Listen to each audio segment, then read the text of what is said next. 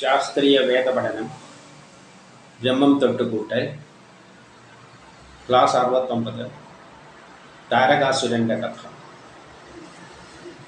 നമ്മൾ ബ്രഹ്മം തൊട്ടുകൂട്ടലിൽ ബ്രഹ്മം തൊട്ട് പ്രപഞ്ചമുണ്ടാകുന്ന എല്ലാ കാര്യങ്ങളുമാണ് വിവരിക്കുന്നത്. നിർഗുണമായ ബ്രഹ്മത്തിൽ നിന്ന് അതിനൊരു പ്രപഞ്ചം ഉണ്ടാക്കണമെന്ന് തോന്നി. അപ്പോൾ ഒരു പ്ലാൻ ഉണ്ടായി, ശാസ്ത്രങ്ങളെല്ലാം ഉണ്ടായി. ആ പ്ലാനിലാണ് പരമാത്മാവ് എന്ന് പറയുന്നത്. അതനുസരിച്ചാണ് എല്ലാ സൃഷ്ടിയും നടക്കുന്നത്. ആദ്യം ബ്രഹ്മത്തിൽ നിന്ന് വന്നതൊരു പ്രേരക ശക്തിയാണ്. ആ പ്രേരക ശക്തി തരംഗമായിട്ട് ഒഴുകുന്നു. ആ തരംഗങ്ങൾ കൂടിച്ചേർന്നിട്ട് ഫണ്ടമെൻ്റൽ പാർട്ടിക്കിൾസും കണങ്ങളെല്ലാം ഉണ്ടാകുന്നു. അതിനാണ് അങ്കീരസുകൾ എന്ന് പറഞ്ഞത്. പിന്നെ ഓം എന്ന പ്രക്രിയയിലൂടെ കുറേ കണങ്ങളെല്ലാം കൂടിച്ചേർന്നിട്ട് ന്യൂക്ലിയസ് ആയിത്തീരുന്നു. ആ ന്യൂക്ലിയസ് പിന്നെ പാലാഴി മഥനം എന്ന കഥയിൽ പാലാഴി മഥനം എന്ന് പറയും. ഒരു ടേണിംഗ് ഓപ്പറേഷനിലൂടെ ആറ്റങ്ങളായിത്തീരുന്നു. ആറ്റങ്ങൾക്ക് അതുപോലെ നിൽക്കാൻ പറ്റില്ല. കാരണം 8 ഇലക്ട്രോൺ ഉണ്ടെങ്കിൽ ഔട്ടർ മോസ്റ്റ് ഓർബിറ്റിൽ 8 ഇലക്ട്രോൺ വേണം. അതുകൊണ്ട് അത് പരസ്പരം കൂടിച്ചേർന്നിട്ട് പല വസ്തുക്കളായിട്ട് തീരുന്നു. അങ്ങനെ പല തന്മാത്രകളായിട്ടും തന്മാത്രകൾ കൂടിച്ചേർന്നിട്ട് വസ്തുക്കളായിട്ട് തീരുന്നു. അങ്ങനെയാണ് കല്ലും മണ്ണും എല്ലാം ഉണ്ടാകുന്നത്. ഇതെല്ലാം ജീവനില്ലാത്ത വസ്തുക്കളാണ്. പിന്നെ ആധുനിക സയൻസിലൂടെ നമുക്കറിയാം എല്ലാ വസ്തുക്കളും പരസ്പരം ആകർഷിക്കുന്നുണ്ട്, കൂടിച്ചേരാനുള്ളൊരു ടെൻഡൻസി ഉണ്ട്. അതുകൊണ്ട് ഈ ഉണ്ടായ വസ്തുക്കളെല്ലാം കൂടിച്ചേർന്നിട്ട് പല ഗോളങ്ങളായിട്ട് മാറും. പല വലുപ്പത്തിലുള്ള ഗോളങ്ങളായിട്ട് മാറുന്നു. അപ്പോൾ ഈ പ്രപഞ്ചം മുഴുവൻ ഗോളം കൊണ്ട് നിറയുകയാണ്. ഗോളത്തിലെ ഏറ്റവും വലുത് എന്ന് പറയുന്നത് നക്ഷത്രങ്ങൾ എന്നാണ് പറയുന്നത്. സൂര്യനെല്ലാം നക്ഷത്രമാണ്, മറ്റെല്ലാം അതിൻ്റെ ചുറ്റും. അപ്പം യഥാർത്ഥത്തിൽ നക്ഷത്രങ്ങളായിട്ടാണ് മാറുന്നത്. നക്ഷത്രങ്ങൾക്കാണ് താരകാൻ എന്ന് പറയുന്നത്. ആ ഒരു പ്രക്രിയ അപ്പം നമുക്കറിയാം, ന്യൂട്ടൻ്റെ ഫസ്റ്റ് ലോ പ്രകാരം സത്വഗുണപ്രകാരം ഒരു സിസ്റ്റത്തിന് അതിൽ തന്നെ തുടരാനാണ് താല്പര്യം. അങ്ങനെ തുടരുകയാണെങ്കിൽ ഇതെല്ലാം ഗ്രഹങ്ങളായിട്ട് മാറും, നക്ഷത്രങ്ങളായിട്ട് മാറും. ഉണ്ടാകുന്നതെല്ലാം നക്ഷത്രമായിട്ട് മാറും. പിന്നെ അതേപോലെ അങ്ങ് നിലനിൽക്കും.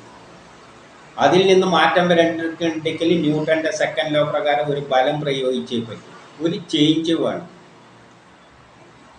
ആ കഥയാണ് കാർത്തികേയനിലൂടെ പറയാൻ പോകുന്നത്. അപ്പോൾ ഇവിടെ പ്രപഞ്ചത്തിൽ ഇപ്പോൾ ഉള്ളത് അതേപോലെ നക്ഷത്രങ്ങളായിട്ട് മാറുന്ന ഒരവസ്ഥയിലേക്ക്, ജീവനില്ലാത്ത വസ്തുക്കൾ ഉണ്ടാകുന്ന ഒരവസ്ഥ, ഇല്ലാത്ത ഒരു ലോകത്തിൻ്റെ അവസ്ഥയിലേക്ക് തുടരുക. അത് നക്ഷത്രങ്ങളുടെ അവസ്ഥയിലേക്ക് തുടരുക. അതൊരു അടുത്ത ക്രിയേഷന്, പുതിയ വസ്തുക്കൾ, ജീവനുള്ള വസ്തുക്കൾ ഉണ്ടാകുന്നതിന് തടസ്സമാണ് ആ ഒരു ന്യൂട്ടൻ്റെ ലോ പ്രകാരം. ആ ടെൻഡൻസി ഉണ്ട്. അത് ഇതിൽ തന്നെ തുടരുക. ആ മതി, ജീവനൊന്നും ഇല്ലാതെ ഒരു ഗോളങ്ങളായിട്ട് കിടന്നാൽ മതി. അത് പക്ഷേ പുതിയ ജീവനുള്ള വസ്തുക്കൾ ഉണ്ടാകുന്ന പ്രോസസ്സിന് എതിരാണ്. അതുകൊണ്ടാണ് അസുരനായിട്ട് ചിത്രീകരിച്ച കഥയിൽ. അതുകൊണ്ട് താരകാസുരൻ്റെ ലക്ഷ്യം ഇപ്പോൾ എന്താണ്? ഇനി ജീവജാലങ്ങളൊന്നും ഉണ്ടാകണ്ട, അവിടെ നിന്നാൽ മതി. ലോകം ഒരു ഗോളങ്ങളുടെ ഒരു കുറേ ഗോളങ്ങളായിട്ട് ജീവനുള്ള വസ്തുക്കളൊന്നും ഇല്ലാതെ അങ്ങനെ നിലനിൽക്കുക. അത് സത്വഗുണത്തിൻ്റെ പ്രത്യേകതയാണ്. അതിൽ തന്നെ അങ്ങ് നിലനിൽക്കുക. അല്ലെങ്കിൽ ന്യൂട്ടൻ്റെ ഫസ്റ്റ് ലോ. ഇനി അതിൽ നിന്നൊരു ഫോഴ്സ് ഉപയോഗിച്ചാൽ മാത്രമേ അടുത്ത ഘട്ടത്തിലേക്ക് കടക്കുകയുള്ളൂ, ജീവനുള്ള വസ്തുക്കൾ ഉണ്ടാകുന്നെങ്കിൽ. ആ ബലത്തെ വേണമെങ്കിൽ നമുക്ക് ജീവനുള്ള വസ്തുക്കൾ ഉണ്ടാവുന്നതിന് പ്രേരിപ്പിക്കുന്ന ആ ബലത്തെ വേണമെങ്കിൽ നമുക്ക് കാർത്തികേയനായിട്ട് പറയാം. ഇനി കാർത്തികേയനെ പറ്റി മത്സ്യപുരാണം എന്താണ് പറയുന്നതെന്ന് നമുക്ക് നോക്കാം. എന്നിട്ട് അതിലേക്ക് വരാം. താരകാസുരൻ്റെ ജനനത്തെപ്പറ്റി പറയാം. ഇത് മത്സ്യപുരാണത്തിൽ നിന്ന് എടുത്തതാണ്. സൃഷ്ടികാലത്ത് ഇന്ദ്രൻ പല അസുരന്മാരെയും വധിച്ചു. അതിനാൽ അസുരന്മാരുടെ മാതാവായ ദിതി കശ്യപനോട് ഇന്ദ്രനെ കൊല്ലുവാൻ പ്രാപ്തനായ ഒരു പുത്രനെ നൽകുവാൻ പറഞ്ഞു. അങ്ങനെ വജ്രാംഗൻ എന്ന പുത്രൻ ജനിച്ചു. അവൻ ഇന്ദ്രനെ കീഴടക്കി കൊല്ലുവാൻ തുടങ്ങിയപ്പോൾ കശ്യപനും ബ്രഹ്മാവും കൊല്ലരുത് എന്ന് പറഞ്ഞു. തോറ്റവരെ കൊല്ലുന്നത് ശരിയല്ലല്ലോ. അതിനാൽ വജ്രാംഗൻ ഇന്ദ്രനെ വിട്ടു. പ്രത്യുപകാരമായി ബ്രഹ്മാവ് അവന് വരാംഗി എന്ന സ്ത്രീയെ നൽകി. അതിനുശേഷം വജ്രാംഗൻ ജലത്തിനടിയിൽ തപസ്സനുഷ്ഠിച്ചു. അപ്പോൾ ഇന്ദ്രൻ ഒരു കുരങ്ങിൻ്റെ രൂപം ധരിച്ച് ആശ്രമത്തിലെത്തി ചെടികളെ നശിപ്പിച്ചു. ആടായി വന്ന് പുല്ലും തിന്നു. പാമ്പിൻ്റെ വേഷത്തിൽ വന്ന് അവളെ കൊല്ലുവാനും ശ്രമിച്ചു. കാറ്റായി വന്ന് ആശ്രമം പിഴുതെറിഞ്ഞു. തിരിച്ചു വന്ന വജ്രാംഗൻ ഭാര്യയിൽ നിന്ന് ഇതറിയുകയും പ്രതികാരത്തിനായി തപസ്സനുഷ്ഠിച്ച് ബ്രഹ്മാവിനെ പ്രത്യക്ഷപ്പെടുത്തി. അവന് വരാംഗിയിലൂടെ ഇന്ദ്രന് സമാനനായ പുത്രൻ ജനിക്കുമെന്ന് വരം കിട്ടി. അവനാണ് താരകാസുരൻ. താരകാസുരൻ തപസ് ചെയ്ത് തന്നെ ഒരു കുട്ടിക്ക് മാത്രമേ കൊല്ലാൻ പറ്റുകയുള്ളൂ. താരകാസുരൻ തുടർന്ന് തപസ് ചെയ്ത് തന്നെ ഒരു കുട്ടിക്ക് മാത്രമേ കൊല്ലുവാൻ പറ്റുകയുള്ളൂ എന്ന വരം ബ്രഹ്മാവിൽ നിന്ന് നേടുന്നു. തുടർന്ന് താരകാസുരൻ സ്വർഗം ആക്രമിക്കുകയും ഒടുവിൽ ശിവപുത്രനാൽ മരണം സംഭവിക്കുകയും ചെയ്യുന്നു. മത്സ്യപുരാണം സൃഷ്ടി സമയത്തെ കാര്യമാണ് പറയുന്നത്. സൃഷ്ടി സമയത്ത് ഇന്ദ്രൻ പല അസുരന്മാരെയും വധിച്ചു. ഇന്ദ്രനാരാണെന്ന് നമുക്കറിയാം, നമ്മൾ മുമ്പ് പറഞ്ഞു കഴിഞ്ഞു. എല്ലാ കർമ്മവും ബ്രഹ്മത്തിനൊരു ലക്ഷ്യമുണ്ട്, ഒരു സുന്ദരമായ ലോകമുണ്ടാകണം. അതിനുള്ള ഒരു പ്ലാൻ ഉണ്ടാക്കിയിട്ട് അതാണ് പരമാത്മാവ്. ആ പ്ലാൻ അനുസരിച്ച് എല്ലാം നടപ്പാക്കി പോകുന്ന ഉത്തരവാദിത്തമാണ് ഇന്ദ്രനുള്ളത്. അപ്പോൾ ഇന്ദ്രൻ അതിന് ശ്രമിക്കുമ്പോൾ സ്വാഭാവികമായും പല തടസ്സങ്ങളുണ്ടാകും. ആ തടസ്സങ്ങളെയാണ് അസുരന്മാരെന്ന് പറഞ്ഞത്. ആ തടസ്സങ്ങളെല്ലാം മറികടന്നുകൊണ്ടാണ് ഇന്ദ്രൻ പുതിയ പുതിയ സൃഷ്ടികൾ നടത്തിക്കൊണ്ട് പോകുന്നത്. അപ്പോൾ പല കഥയിൽ പല അസുരന്മാരെയും കൊന്നതായിട്ട് പറയുന്നുണ്ട്. അപ്പം ഇന്ദ്രൻ പല തടസ്സങ്ങളെയും അസുരന്മാരെയും കൊന്നു തട്ടി നീക്കിക്കൊണ്ടാണ് ഈ സൃഷ്ടി ഇങ്ങനെ മുന്നോട്ടേക്ക് പോയിക്കൊണ്ടിരിക്കുന്നത്.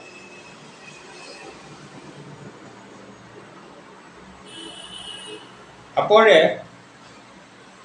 ഈ അസുരന്മാരാണ് മാതാവ്. കഥയിൽ മാതാവ് എന്നെല്ലാം പറയും. എല്ലാം ദ്വയമായിട്ടാണല്ലോ. സൃഷ്ടി ഉണ്ടെങ്കിൽ സംഹാരമുണ്ട്. എല്ലാം ഒരു പുരോഗതിക്ക് ശ്രമിക്കുന്നുണ്ടെങ്കിൽ എതിർക്കുന്ന ഒരു ശക്തി അടിയുണ്ട്. അപ്പോൾ അതിൻ്റെ മാതാവായിട്ട് ദിതി എന്ത് ചെയ്യുന്നു? കശ്യപനെ സമീപിച്ചിട്ട്, ഭർത്താവിനെ സമീപിച്ചിട്ട് പറയുന്നത് എനിക്കൊരു കുട്ടി വേണം, ഇന്ദ്രനെ തോൽപ്പിക്കാൻ പറ്റുന്ന ഒരു കുട്ടി വേണം. അങ്ങനെ അവർക്കൊരു പുത്രൻ ജനിക്കുന്നു. അതാണ് വജ്രാംഗണൻ എന്ന് പറയുന്നത്. അവൻ പിന്നെ ഇന്ദ്രനെയെല്ലാം കീഴടക്കിയിട്ട് അവൻ പിന്നെ ഇന്ദ്രനെ പോലും കൊല്ലാൻ വേണ്ടി ശ്രമിച്ചപ്പോൾ കശ്യപനും ബ്രഹ്മാവും എല്ലാം വന്നിട്ട് പറഞ്ഞു, നീ ഇന്ദ്രനെ തോൽപ്പിച്ചു കഴിഞ്ഞു, കീഴടങ്ങി ഒരാളെ കൊല്ലുന്നത് ശരിയല്ല എന്ന് പറഞ്ഞു. പിന്നെ ഇന്ദ്രനെ അങ്ങ് വിട്ടു. അപ്പോൾ സന്തോഷിച്ചിട്ട് ബ്രഹ്മാവ് എന്ത് ചെയ്തു? വാരംഗി എന്ന ഒരു സ്ത്രീയെ അവന് നൽകി. അവൻ വാരംഗിയെ കടൽ തീരത്തെ ആശ്രമത്തിലാക്കിയിട്ട്, നദിയുടെ തീരത്തെ ആശ്രമത്തിലാക്കിയിട്ട് വെള്ളത്തിലടിയിൽ തപസ്സിന് പോയി. അപ്പം ഈ സമയം ഇന്ദ്രൻ വന്നിട്ട് ആദ്യം കുരങ്ങായിട്ട് വന്നിട്ട് വാരംഗിൻ്റെ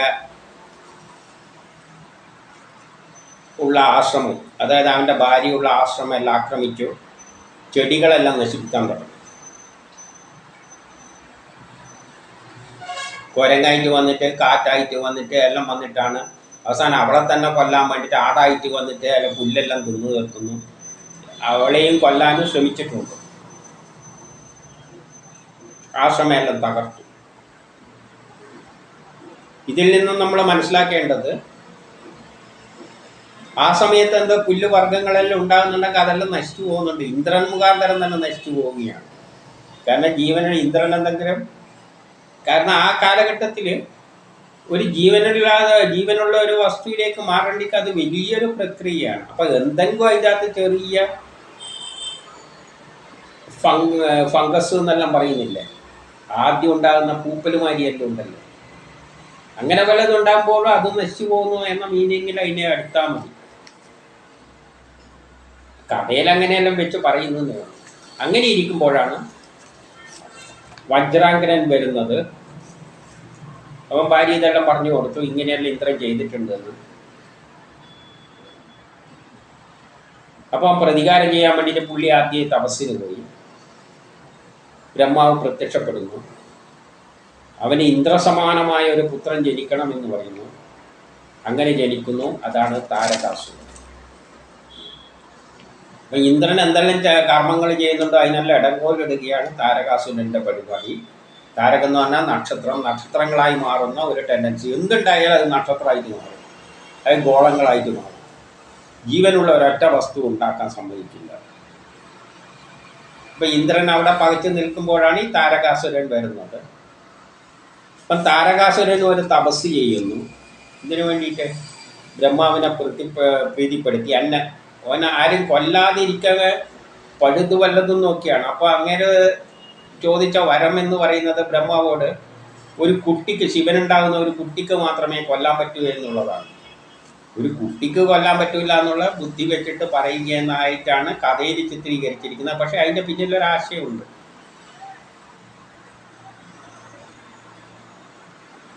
അവനെ താരകാസുരന് ഒരു കുട്ടിക്ക് മാത്രമേ കൊല്ലാൻ പറ്റുള്ളൂ എന്ന് പറഞ്ഞു കഴിഞ്ഞാൽ അതും ആറ്റങ്ങളിലൂടെ തന്നെയാണ് ആ കുട്ടിയും ജനിക്കുന്നത്. ഒരു കുട്ടിയിലൂടെ മാത്രമേ കൊല്ലാൻ പറ്റുകയുള്ളൂ, ബാക്കി ആർക്കും കൊല്ലാൻ പറ്റില്ല. ഒരു കുട്ടി ജനിക്കണം. ആറ്റത്തിൽ നിന്ന്, ഇലക്ട്രോണിൽ നിന്ന് ഒരു കുട്ടി ജനിച്ചാൽ താരകാസുരൻ മരിക്കും എന്ന് പറഞ്ഞു കഴിഞ്ഞാൽ, കുട്ടി ജനിക്കുക എന്ന് പറഞ്ഞാൽ ജീവനുള്ള കുട്ടിയാണല്ലോ. ജീവനുള്ള ഒരു വസ്തു ഒന്ന് ജനിക്കുമ്പോൾ തന്നെ ആദ്യത്തെ സൃഷ്ടി, ജീവനുള്ള ഒരു സൃഷ്ടി നടക്കുമ്പോൾ തന്നെ താരകാസുരൻ എന്ന എല്ലാത്തിനെയും ജീവനില്ലാത്ത വസ്തുക്കളാക്കി മാറ്റുന്ന, നക്ഷത്രങ്ങളാക്കി മാറ്റുന്ന ആ പ്രതിഭാസം അതോടെ തോറ്റു. അതാണ് കുട്ടി ജനിക്കുന്നത് കൊണ്ട്. ഒരു കുട്ടി ജനിച്ചു കഴിഞ്ഞാൽ പിന്നെ ജീവനുള്ള ജനിച്ചു കഴിഞ്ഞു. പിന്നെ ഇനി എത്ര കുട്ടികളും ജനിക്കാം, പുതിയ പുതിയ സൃഷ്ടികൾ നടത്താം. അതാണ് അവിടെ കുട്ടി ജനിച്ചാൽ. അപ്പം അവിടുത്തെ സമസ്യ ഇതാണ്, എല്ലാം ഉണ്ടാകുന്ന വസ്തുക്കളെല്ലാം നക്ഷത്രങ്ങളായിട്ട് മാറുകയാണ്. പിന്നെ അതിനപ്പുറം ജീവനില്ലാത്ത വസ്തുക്കളായിട്ട് മാറുകയാണ്. അപ്പോൾ അതിനെ മറികടക്കേണ്ടിക്ക് എങ്ങനെയും ഒരു ജീവനുള്ള ഒരു വസ്തു ഉണ്ടായി കിട്ടിക്കഴിഞ്ഞാൽ അതിനെ മറികടന്നു, താരകാസുരനെ മറികടന്നു. ആ കുട്ടിയാണ് കാർത്തികേയൻ എന്ന് പറഞ്ഞത്. അപ്പം ജീവനുള്ള വസ്തുക്കളുടെ സൃഷ്ടിക്ക് പിന്നിൽ പ്രവർത്തിച്ച ശക്തിവിശേഷമാണ് കാർത്തികേയൻ. കഥയിൽ വരുമ്പോൾ ഏറ്റവും ശ്രേഷ്ഠമായ ക്രിയേഷൻ എന്ന് പറയുന്നത് മനുഷ്യനാണ്.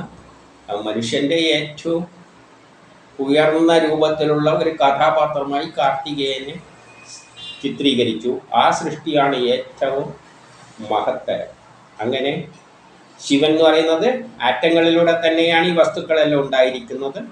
ജീവനുള്ള വസ്തുക്കളുടെ തന്മാത്രകളും ജനിതക ഘടനയെല്ലാം ഉണ്ടായി. പിന്നെ അതിൽ ജീവൻ വെക്കുമ്പോഴാണ് കാർത്തികേയനായിട്ട് മാറുന്നത്.